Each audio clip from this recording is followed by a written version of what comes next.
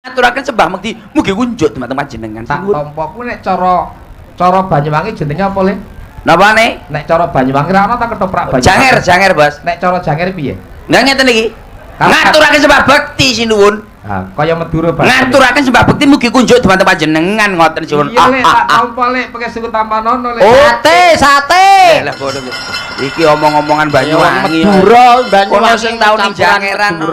Jale jumeneng tak keparengke. Oh nggih. Akhlakul karimah. Leres. Ndagel ya ndagel nek kudu weruh karo sing darane tata krama. Tata krama ngedohke panyendu niku penting. Penting. Kowe ngerti sing darane ngilmu kejawen le. Alah nggih. Nek lakune wong Jawa ki apa Yudha?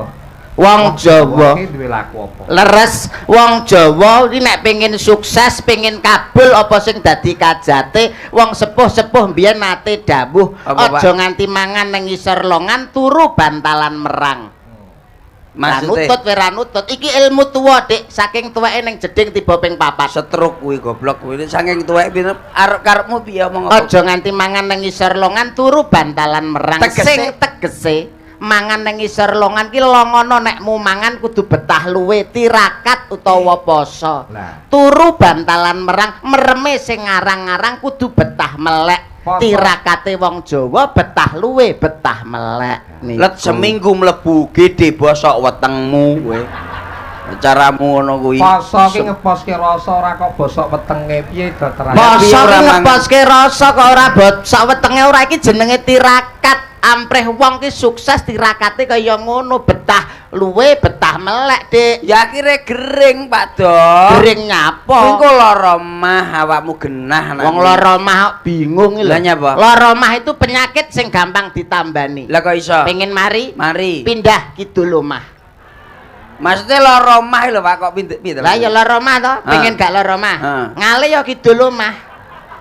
Oh pindah kidul omah. Menak Dik. Sebab etan omah kuwi dalan dadi keterak trek ndasmu lak pindah rono ngono to karo nesu kowe mesinan wong jenenge. Prihatin ki mampreh ayeme batin to. Nggih. Prihatin mampreh ayeming batin. Apa eneng dalilit, Gus? Lho kathah sanget dalilipun. Napa mleh kados dalu punika ngawontenaken pagelaran wayang kulit tegesipun gedhekke rasa syukur. Dawuhipun wonten ing Quran, la in sakartum la azidanakum wa la in kafartum inna adzabil sadid. Pucat mesti. Pucat. Turune wong abangan. Nggih turune gali kok, Dik.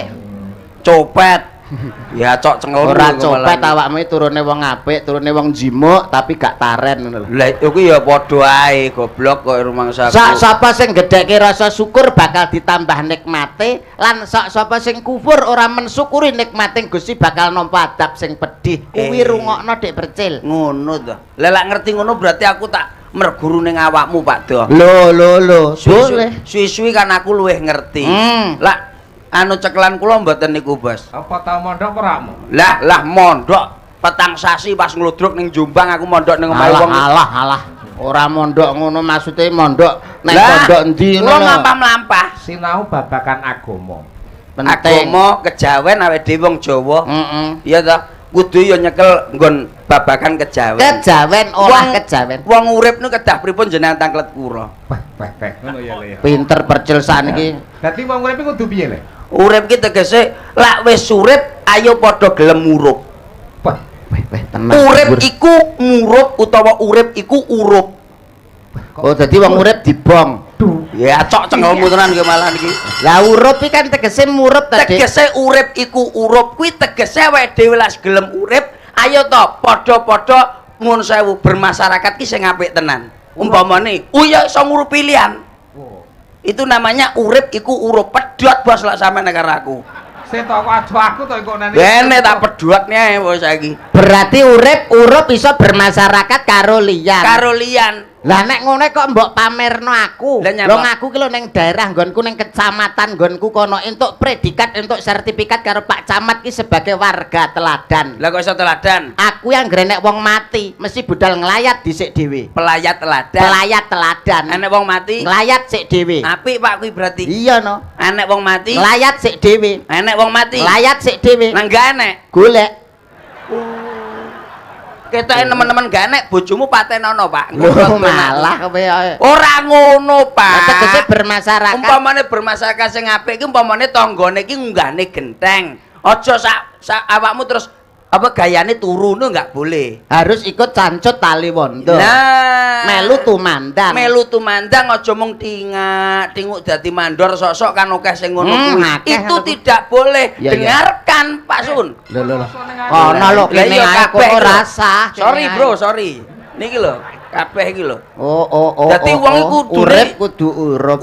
Urip kudu urup kuwi tegese apik tenan Pak Dos. Saman jerokne nek kuwi luwih jeruk. Kathah, Bos. Contone? Masuk mbene tahun ngarep lak tanggapne. Oke, lho wong urip iku kudune piye nuwun sewu, Pak? Iya, nek menurutmu ngene iki. Nek aku wong urip ki ora sah adoh-adoh. Contone nyontoh kiblat papat kuwi wis kenek kanggo patuladane wong urip. Kok iso? Diawiti saka timur, selatan, utara dan barat iki patuladan kanggo wong urip. Contone, Pak, timur ati-ati nggunakne umur. Edan. Wong urip ning alam donya ki mung sedelo ibarate wong mampir ngombe mulane cil kudu mampir ngombe arak. Alah gak seneng aku ngono kuwi. Mumpung urip cekel Pak Kapolsek kowe engko. Mumpung urip. Tapi Pak Kapolsek karo kowe wis ngene ya, Dik. Kanca plek. Malah ki meng Pak Kapolsek nyedaki aku. Awakmu arep dikeki kaos. Kaos awakmu gelem to matur nuwun karo Pak Kapolsek. Ya matur nuwun Pak Kapolsek enek wong rawuh. Kaos biru nggure enek tulisane tahanan Polres Kediri. Jangkrik tenan aku gelem wae didoni kancane kok ora nyapa ora ngono kok ngombe iki tegese urip mong sedelo. Timur ati-ati nggunakake umur. Mari ngono terus selatan. Sela-selane uripmu gunakno kanggo selawatan. Edan. Sapa sing gelem maca selawat bakal nampa syafaat saka Kanjeng Nabi Muhammad sallallahu alaihi wasallam. Amin. Allahumma shalli ala Muhammad. Amin sholli. Terus barat terus selatan, utara. Ngelingono urip hanya sementara. Urip mung sedelok lho, Bos. Urip ki sedelok. Aja ngomong aku wong. Lah ya aku ngomong gae ya. Timur, selatan, utara, barat. Barat gedhongono kuncenono ning ndi parane menungso barat nek wis bar kundur ning akhirat. Idza ja'adalhum yastakiruna ta'atan wa yastaqdimun. Lah opo nek kuwi sing diomong suno padane. Hulu nafsi da'ihatul maut, kabeh sing enek nyawane, kabeh sing bernapas mesti bakal mati. Ngetokne apa kowe arepe? Ora ngetokne, kowe ngetokne apa? Aku ora ngetokne apa-apa, ora apal kok. Ngetokne kudu ngetokne ra ketang sithik. Innallaha ma'as-sabirin. Alah kok iso. Lah jarene bokon ngetokne. Jarene bokon ngetokne.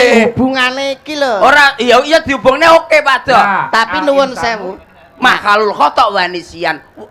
Aku ya iso lho Pak Dok, saking aku iki piye ben moh ngono ya. Moh apene dudone disetrum dudone nemen-nemen iki moh wong iki sombong aja dituduh-tuduhane wong. Insanu makhalul khata wa nisyan.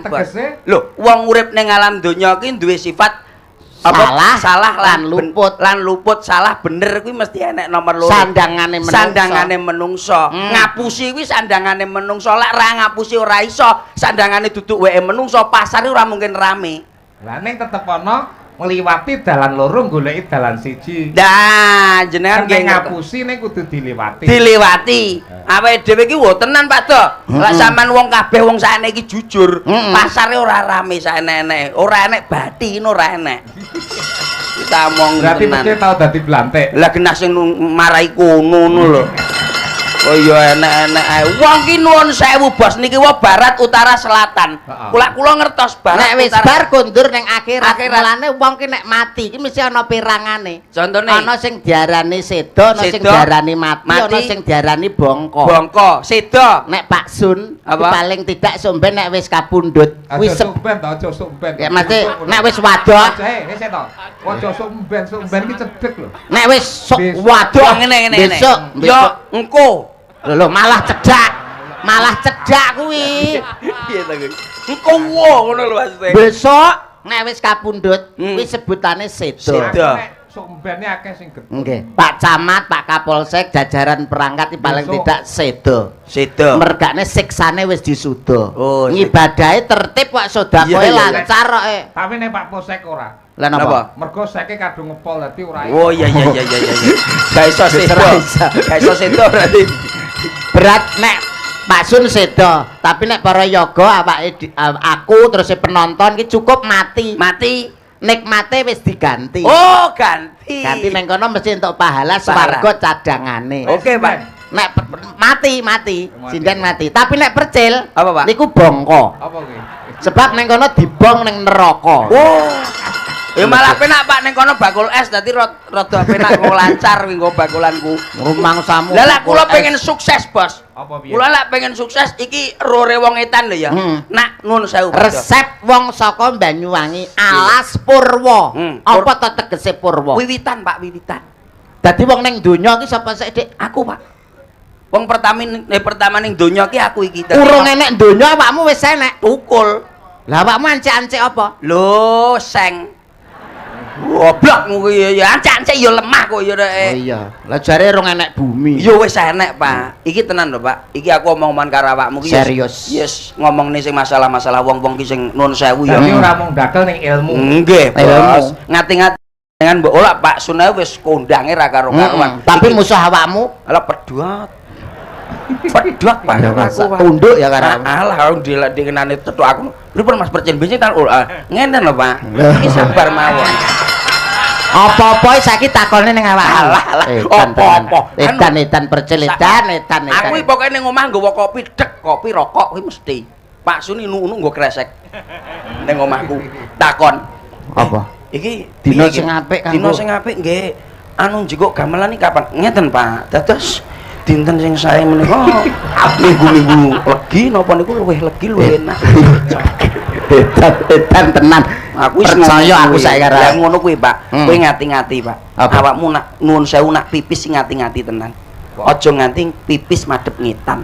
Soale, Dik, Muncule srengenge. jumudule Bagas karo sumbere urip. Lah, oh. Lah sampe nguyuh madhep ngetan, ming slepurane srengenge bosok kowe ku mbamu ora garing. Lah madepe kudu ning ndi, Mas? Berarti nguyuh madhep ngulon, Dik. Oh, ngawur neh kowe iki. Lah nyapa? Wong Islam iki blate ning kulon. Ning kulon, heeh. Padha karo awakmu nguyuhi Mekah, enggak oleh. Ora entuk berarti. Enggak oleh. Berarti nguyuh madhep ngidul. Ngidul nek Nyi Roro Kidul bongko kowe ngene kono malah cokot beasmu e. Alon-alon le. Alon-alon Pak Sun Pak Gendrak krungu ya, ngetan ngulon ngidul. Berarti ngalor. Ora cuma ngalor. Lah nyapa? Ngalor ki padha karo nguyuhi apa ki leluhurmu. Lah kok iso? Iya no, lah mbah-mbahmu lek didepne ngalor. Mati ya? Iya apa ora? Jujur ning ngalor. Jujur ning ngalor to. Berarti nek nguyuh madhep ngalor. Ya nguyuhi cangkeme goblokmu lho. Ora oleh Pak, tenan ki alon-alon lho Pak dige dhewe lho. Berarti madhep ning ngesor. Ngetan ngulon ngidul ngalor entuk berarti mengisor. Mengisor iki jenenge Siti wong sabar-sabari wong lho Pak. Bumi lemah sabar-sabari wong mbok idek bendina ya meneng ae, mbok paculi bendina ya meneng ae. Nuwun sewu mbok teleki bendina ya ora tau sambat. Berarti ra entuk nguyuh madhep. Aja Pak. Lah nek mengisor gak entuk kiblat papat gak entuk terus nguyuh hadepno ning ndi? Dangakno. Nguyuh didangakno berarti wingko iso sukses. Sukses apa to? Lah apa? Yo ngeneki raimu kok goblok.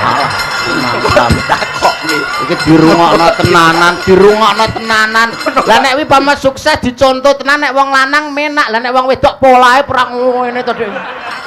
Lah kowe yo goblok. Mangsa. Wong omongane dagelan kok mbok rungokne cah.